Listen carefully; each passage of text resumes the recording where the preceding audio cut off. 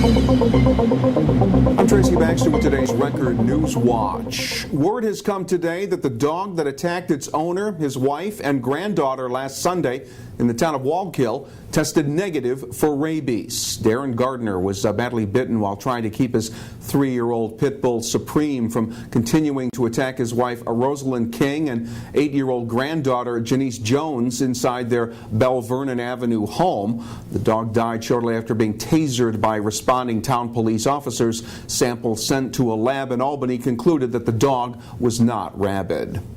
Town of Wallkill police are currently investigating a fatal early morning motor vehicle crash that took the life of the driver. Police Chief Robert Hertman said it happened at around 1:40 this morning when an SUV veered off Pocatello Road and hit a telephone pole. The vehicle then burst into flames. The victim was tentatively identified as a Town of Wallkill resident, but police were withholding identification information pending completion of their investigation.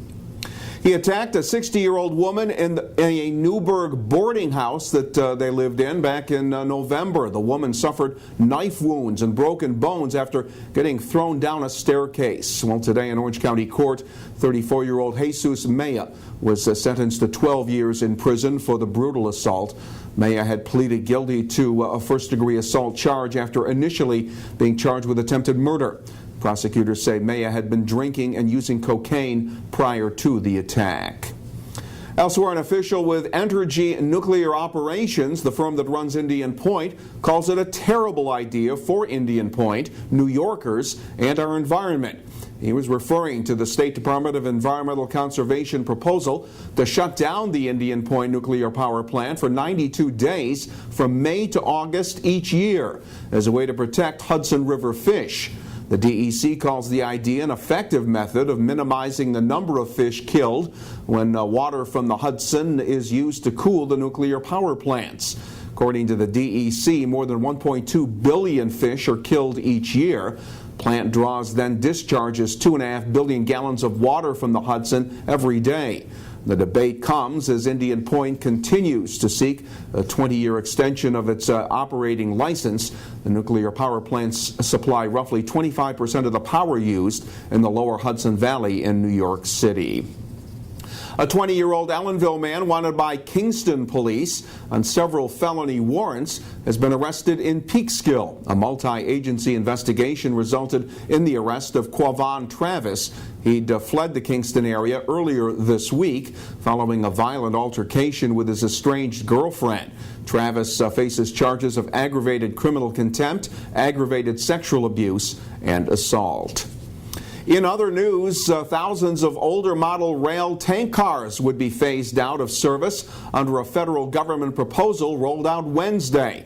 The shift in regulations is an apparent response to a series of accidents and derailments involving oil tank cars, one of them resulting in a fiery explosion that killed 47 people in Quebec last year. But the phase-out of the older model rail cars that ship highly flammable fuels won't be done fast enough for organizations like Earth Justice. They point out the phase-out wouldn't begin until 2017 to 2020, and only for trains with 20 or more cars filled with the fuels. The proposal also makes mandatory a 40-mile-per-hour speed limit through high population areas, something that freight railroads have already agreed to. Investigators say he collected more than $11,000 worth of unemployment benefits while he was gainfully employed.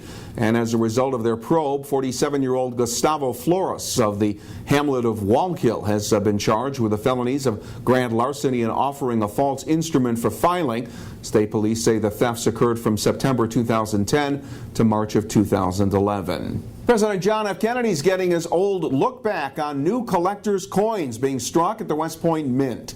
The slain president's profile debuted on the half-dollar 50 years ago, and the image was subtly tweaked and sharpened in the 1990s.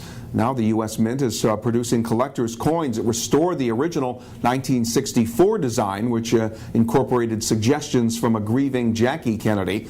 The Mint stopped making the Kennedy half-dollar for general circulation in 2001, but it has continued on as a collectible coin. And it's a trip down memory lane for those who remember the Catskill region in its heyday more than 50 years ago.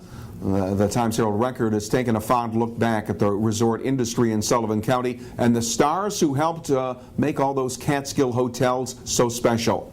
Not only is there a special section in the Thursday edition of the Times-Herald Record, there's a video complete with interviews from those who were a part of it all. Be sure to check it out here at Classic Catskills at Record Online. We got a break today with weather that wasn't that hot or humid, and that trend will continue at least for a while. Friday will be mostly sunny and pleasant with temperatures tomorrow in the low 80s, and the start to the weekend looks good, maybe a bit warmer Saturday with the forecast featuring temperatures in the mid to upper 80s under a mostly sunny sky. We'll stay in touch with what's happening by reading the Times-Herald Record and stay connected to breaking news throughout the day right here at Record Online. For Record Newswatch, I'm Tracy Baxter.